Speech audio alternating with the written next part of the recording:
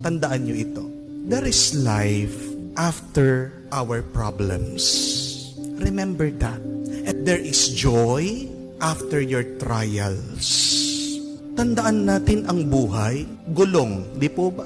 Minsan nasa taas ka, minsan nasa baba ka. Pag nandun ka sa taas, pag nag-i-enjoy ka, magpasalamat ka. Pero pag bumaba naman ang iyong buhay, nahihirapan ka, be humble and be trusting to God. Ang buhay din ay parang alon sa dagat. Tandaan mo yan.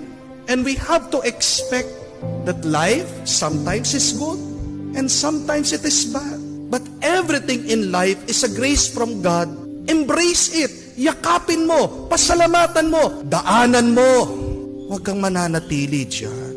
Pero kung gusto mong maging masaya, palagi mong tandaan. Pag may problema, sa susunod may grasya. Yan ang hintayin mo.